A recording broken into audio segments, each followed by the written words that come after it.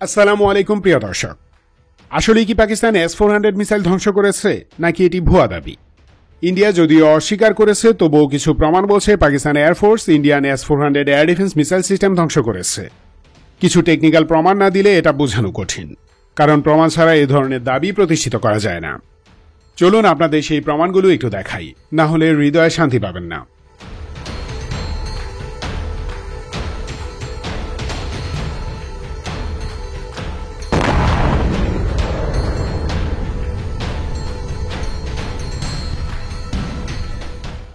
মে শুক্রবার সিজফায়ারের কথা বলে ইন্ডিয়ান মিলিটারি পাকিস্তানে পুনরায় অ্যাটাক চালায়। উদ্দেশ্য ছিল অস্ত্রবিরতির ফাঁকে 5টি ফাইটার জেট হারানোর প্রতিশোধ নিয়ে যুদ্ধবিরতি ঘোষণা করা। ইন্ডিয়া জানে যে তারা রাফেল হারানোর বিষয়টি বেশি দিন গোপন রাখতে পারবে না, তাই পাকিস্তানেরও কিছু বিমান এবং সামরিক স্থাপনা ধ্বংস করে সমান সমান পজিশনে থাকতে চেয়েছিল তারা, যাতে পরে তাদের পরাজয় প্রমাণ হয়ে গেলেও বলতে পারে যে আমরাও পাকিস্তানের এটা সেটা ধ্বংস করেছি। এতে করে 3টি রাফেল হারানোর বেদনা এবং মানসিক চাপ সামাল দিতে পারবে। আমেরিকার সাথে হয়তো এমন দফারফা হয়েছিল যে ওয়াশিংটন পাকিস্তানের সাথে সিজফায়ারের আলোচনা করতে থাকবে, আর ইন্ডিয়া এদিকে আবারও অকস্মাৎ আক্রমণ করবে। দিল্লির উদ্দেশ্য পূরণ হলে মার্কিন যুক্তরাষ্ট্র পাকিস্তানকে চাপ দিয়ে পাল্টা হামলা না করার ব্যবস্থা করবে। কিন্তু ঘটনা পল্টি খায়। পাকিস্তান জানত যে দিল্লি এমন একটা চেষ্টাই করবে, কারণ তারা ইন্ডিয়ার এয়ার পাওয়ারের কলিজায় হিট করেছে। ইসলামাবাদ সতর্ক থাকে। শুক্রবার ইন্ডিয়ান ড্রোন অ্যান্ড মিসাইল অ্যাটাকের অন্তত 80% নিউট্রালাইজ করে ফেলে। কয়েকটি এয়ারবেজে ব্রাহ্মস হিট করে, কিন্তু রানওয়ে, অ্যাডমিন বিল্ডিং এবং সংলগ্ন এরিয়ার ক্ষতি ছাড়া কোনো বিমান বা এয়ার ডিফেন্স সিস্টেম ধ্বংস হয়নি।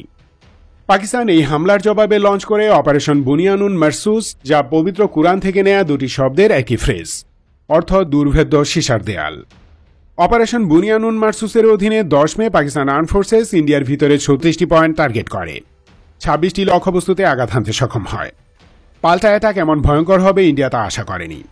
সেই অ্যাটাকে পাকিস্তানের টার্গেট ছিল মূলত S-400, ব্রাহ্মস ফ্যাসিলিটি এবং ফাইটার বেস। তারা সফল হয়। পাকিস্তানি মিলিটারি স্পোক্স মিডিয়াকে জানান যে তারা ইন্ডিয়ান S-400 মিসাইল সিস্টেম ধ্বংস করেছেন, তবে ইন্ডিয়া তা অস্বীকার করে। এখন প্রশ্ন হলো, পাকিস্তান কি আসলে ইন্ডিয়ান S-400 মিসাইল সিস্টেম ধ্বংস করতে পেরেছে?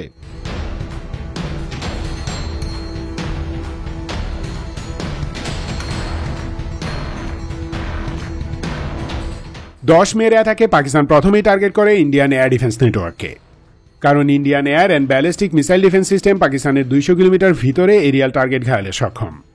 ইন্ডিয়ার এই সক্ষমতা অকেজো বা ধ্বংস করতে না পারলে অপারেশন বুনিয়ানুন মারসুস পুরোপুরি ব্যর্থ হতো এবং পাল্টা হামলায় পাকিস্তান শেষ হয়ে যেত। তাই তারা সাপ্রেশন অব এনিমি এয়ার ডিফেন্সেস বা সিড মিশন দিয়ে অপারেশন শুরু করে। মডার্ন এরিয়াল কম্ব্যাটে যত এয়ার স্ট্রাইক পরিচালিত হয় তার অন্তত 30% হয় শত্রু এয়ার ডিফেন্স সিস্টেম ধ্বংস করার জন্য। সিড মিশনের অধীনে কোনো এয়ার ডিফেন্স অ্যাসেট ফিজিক্যালি ধ্বংস করা হলে তাকে বলা হয় ডিস্ট্রাকশন অব এনিমি এয়ার ডিফেন্সেস বা ডেড মিশন। পাকিস্তান এয়ারফোর্স সেদিন ইন্ডিয়ার সীমান্ত সংলগ্ন আকাশ প্রতিরক্ষা এবং আদমপুর বেইজে স্থাপিত S-400 মিসাইল সিস্টেমকে টার্গেট করে। অ্যাটাকের সাথে সাথে ইন্ডিয়া আদমপুরের S-400 সিস্টেমটি অ্যাক্টিভেট করে। পাকিস্তান এয়ারফোর্সও তার সকল ইলেকট্রনিক ওয়ারফেয়ার সিস্টেম দিয়ে Indian air defence network jam করতে শুরু করে। আদমপুরে অন্তত 40টি লয়টারিং মিনিশন পাঠায় তারা। S-400 এর ডিটেকশন সিস্টেম ওভারলোড হতে শুরু করে। পাশাপাশি মিলিটারি স্যাটেলাইট দিয়ে রিয়েল টাইম পর্যবেক্ষণও চালায় পাকিস্তান। ইন্ডিয়ান রিকনাইসেন্স স্যাটেলাইটের সিগন্যালও জ্যাম করা হয়। রাডার জ্যামিং ইফেক্টিভ লেভেলে ওঠা মাত্র লঞ্চিং পয়েন্টে পৌঁছায় JF-17 থান্ডার ব্লক 3। পাকিস্তানের আকাশসীমা থেকে লঞ্চ করে CM-400 AKZ anti radiation missile. এই মিসাইলের প্রধান কাজ হল রেডার অথবা রেডিও সিগন্যাল বিকিরণ করে এমন টার্গেটে নিখুঁত হিট করা। CM-400 AKZ একটি হাইপারসনিক মিসাইল। এর ক্রুজ স্পিড মাক 2.5 অর্থাৎ ঘন্টায় 3000 কিলোরও বেশি। টার্মিনাল স্পিড অর্থাৎ উদ্দিষ্ট টার্গেটে হিট করার আগের স্পিড মাক 4 মানে প্রায় 5000 কিলোমিটার পার আওয়ার। একদিকে brutal jamming and electronic attack, অন্যদিকে কয়েক ডজন ড্রোন ফাইটার জেটের রূপ ধরে উঠতে থাকে। S-400 কনফিউজ হয়ে যায়। টার্গেটের এক্সাক্ট আইডেন্টিফিকেশন করা কঠিন হয়ে পড়ে। S-400 এর কম্পিউটার জ্যামিং রিভার্স করতে করতে মহা গুরুত্বপূর্ণ কয়েকটি মিনিট পার হয়ে যায়। খুব বেশি সময় না, হার্ডলি 1.5 থেকে 2 মিনিট। এরই মাঝে JF-17 এর পাইলট হাই অল্টিটিউড থেকে CM-400 AKZ লঞ্চ করে। ওভার স্যাচুরেটেড এনভায়রনমেন্টে S-400 CM-400 AKZ মিসাইলকে শনাক্ত করতে ব্যর্থ হয়, কারণ এই মিসাইলের ইলেকট্রনিক সিগনেচার ইন্ডিয়ার জানা নেই, ফলে মিস করে এবং হিট খায়। এই মিসাইলের শিকার ইন্ডিয়া জ্যাম করতে পারেনি, কারণ এর গাইডেন্স সিস্টেম হল চীনা বেইদু স্যাটেলাইট নেভিগেশন সিস্টেম এবং টার্মিনাল স্টেজে অ্যাক্টিভ রেডার হোমিং। বেইদু নেভিগেশনের কোনো কুল কিনারা ইন্ডিয়া জানে না, সো এর জ্যামিং টেকনিকও ডেভেলপ করতে পারেনি। তাই CM-400 ঠেকাতেও পারেনি। ফলাফল একটি S-400 মিসাইল সিস্টেম হারায় তারা।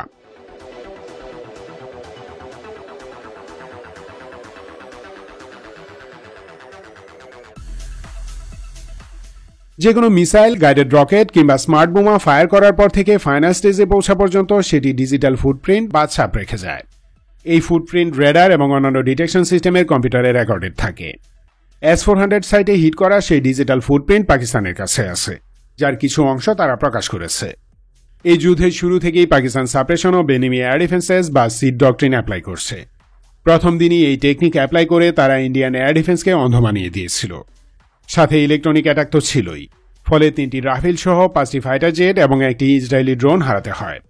একই টেকনিক অ্যাপ্লাই করে 10 তারিখ সীমান্ত বরাবর ইন্ডিয়ান এয়ার ডিফেন্স নেটওয়ার্ক প্রায় পুরোপুরি জ্যাম করে দেয় তারা। অন্তত একটি পাকিস্তানি ড্রোন দিল্লির কাছাকাছি পৌঁছে যায়। এয়ার ডিফেন্স সাপ্রেস করার অন্যতম প্রধান ধাপ হল ডিস্ট্রাকশন অব এনিমি এয়ার ডিফেন্সেস। এর মানে হলো হার্ড কিলের মাধ্যমে শত্রু এয়ার ডিফেন্স সিস্টেম ধ্বংস করা, যেমন ক্রুইজ বা ব্যালিস্টিক মিসাইল অথবা গাইডেড স্মার্ট বোমা দিয়ে এয়ার ডিফেন্স সিস্টেমের রেডার অ্যান্ড লঞ্চার উড়িয়ে দেয়া। সেদিন পাকিস্তান খুবই সমন্বিত উপায়ে চাইনিজ স্যাটেলাইট সার্ভেলেন্স সাপোর্ট নিয়ে ইন্ডিয়ান S-400 ব্যাটারিতে অ্যাটাক করে। পাকিস্তানের নেটওয়ার্ক সেন্ট্রিক কমব্যাট অপারেশনের মুখে প্রায় অসহায় ইন্ডিয়ান এয়ারফোর্স তার S-400কে আর রক্ষা করতে পারে না। রাতের মাঝে S-400 এর ধ্বংসাবশেষ সরিয়ে পোড়া দাগ থার্মাল ক্যামোফ্লেজ দিয়ে ঢেকে দেয়, তাই স্যাটেলাইটে তা ধরা পড়েনি। এই টেকনিক রাশিয়াও অ্যাপ্লাই করেছিল। ইন্ডিয়া S-400 মিসাইল সিস্টেম ধ্বংসের দাবি অস্বীকার করেছে, কিন্তু এর পক্ষে তারা কোনো শক্ত প্রমাণ দেখায়নি। নর্মালি এ ধরনের সমরাস্ত্র ধ্বংসের দাবি অস্বীকার করলে সেখানে সাংবাদিক বা রিলেটেড পার্সোনালদের ভিজিট করানো হয়। ইন্ডিয়া আদমপুর এয়ারবেজে কোনো সাংবাদিককে ঢুকতে দেয়নি, এমনকি গদি মিডিয়ার কাউকেও না। একমাত্র প্রমাণ হিসেবে দেখানো হয় ইন্ডিয়ার সরকারি ফ্যাক্ট চেকিং প্রতিষ্ঠান প্রেস ইনফরমেশন ব্যুরো ফ্যাক্ট চেকের সোশ্যাল মিডিয়া পোস্ট। এছাড়া এখনও পর্যন্ত কোনো স্বাধীন ফ্যাক্ট চেকার S-400 অক্ষত আছে এমন কোনো প্রমাণ দেখাতে পারেননি। গদি মিডিয়া PIB ফ্যাক্ট চেকের সেই পোস্ট অ্যাম্পলিফাই করছে। অবশ্যই এটাই করে থাকে তারা। মোদি একটা কথা বলে আর তারা ইকো চেম্বারের মতো সেই কথা 1000 গুণ বেশি জোর দিয়ে ছড়িয়ে দেয়, মানুষকে ঘোরের মাঝে রাখে। তবে এবার এতেও কাজ হচ্ছিল না, ফলে 2 দিন পরে 13 মে মোদি নিজে সেখানে উপস্থিত হয়। একটি S-400 লঞ্চারের সামনে দাঁড়িয়ে পোস্ট দেয়, ভিডিও পোস্ট করে। 3 মিনিট 12 সেকেন্ডে সেই ভিডিওতে দেখা যায় ব্যাকগ্রাউন্ডে একটি S-400 লঞ্চার দাঁড়িয়ে আছে। আশেপাশে আর কোনো লঞ্চার নেই কোনো কমান্ড অ্যান্ড কন্ট্রোল ভেহিকেল অথবা রেডার ক্যারিয়ার। একটি S-400 সিস্টেম গঠিত হয় 3টি ব্যাটারি মিলে। এক ব্যাটারি S-400-এ 4টি লঞ্চার, 2টি রেডার এবং একটি কমান্ড অ্যান্ড কন্ট্রোল মিলে মোট 7টি ভেহিকেল থাকে। আদমপুরে যেহেতু একটি সিস্টেম মোতায়েন ছিল, সেহেতু সেখানে 21টি অ্যাক্টিভ ভেহিকেল থাকার কথা এবং সেগুলো খুবই কাছাকাছি থাকবে। কিন্তু মোদি পোস্ট দিয়েছে মাত্র একটি লঞ্চারের সামনে। নর্মালি এয়ার ডিফেন্স সিস্টেমগুলো বালি ও মাটি দিয়ে তৈরি ডিভির আড়ালে থাকে, এখানেও তেমন ডিভি দেখা যাচ্ছে। তাই যদি হয় তাহলে পুরো একটি ব্যাটারি সেখানে থাকার কথা, তা নেই, এবং সিঙ্গেল লঞ্চারটিও ডিভির বাইরে। তাছাড়া S-400 মিসাইল সিস্টেম ডিরেক্ট কারেন্টে চলে না, এর আলাদা পাওয়ার সাপ্লাই আছে। মোদির পিছনে দেখানো লঞ্চারের সাথে এমন কোনো পাওয়ার সোর্স যুক্ত নেই। পুরো ভিডিওতে এই লঞ্চারের আশেপাশে S-400-এর আর কোনো ভেহিকেল দেখা যায়নি। অনেকে বলতে পারেন গোপনীয়তার জন্য আড়ালে রাখা হয়েছে। গোপনীয়তায় যদি হবে তাহলে একটি দেখানো হলো কেন? এতে কি সিক্রেসি ফাঁস হয় না? বাস্তবতা হলো আদমপুরে মোতায়েন S-400 ধ্বংস হয়ে গেছে। সেটি ধামাচাপা দিতে মোদি স্বয়ং সেখানে উপস্থিত হয়ে প্রমাণ করার চেষ্টা করছে যে S-400 ধ্বংস হয়নি। আদমপুরের সিস্টেমটি ধ্বংস হবার পর রাজস্থান বা গুজরাটে মোতায়েন সিস্টেম থেকে একটি লঞ্চার আদমপুরে নিয়ে আসে মোদির মিডিয়া স্টান্টের জন্য। পুরো সিস্টেম নিয়ে আসলে সেখানকার আকাশসীমা অরক্ষিত হয়ে পড়বে, তবে একটি লঞ্চার আনলে কোনো সমস্যা হয় না। তাই মিডিয়াতে চাপাবাজি করা এবং মানুষকে ভূগোল বোঝানোর জন্য একটি সিঙ্গেল লঞ্চারের সামনে দাঁড়িয়ে মোদি পোস্ট দিয়েছে। আরেকটি স্ট্রং প্রমাণ হলো সাউথ কাশ্মীরের কয়েকটি পয়েন্ট এবং আদমপুরে আকাশ ও বারাক এয়ার ডিফেন্সের বেশ কয়েকটি নতুন ব্যাটারি মোতায়েন করা হয়েছে। সেখানকার S-400 যদি অক্ষতই থাকে তাহলে নতুন এয়ার ডিফেন্স মোতায়েনের দরকার কি?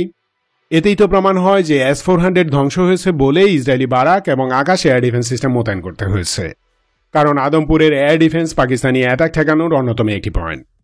বিপরীতে পাকিস্তান আদমপুর বেজে মোতায়েন S-400 ধ্বংসের যে টেকনিক্যাল ডিটেলস দিয়েছে তা ইন্ডিয়ার দাবির চেয়ে বিশ্বাসযোগ্য।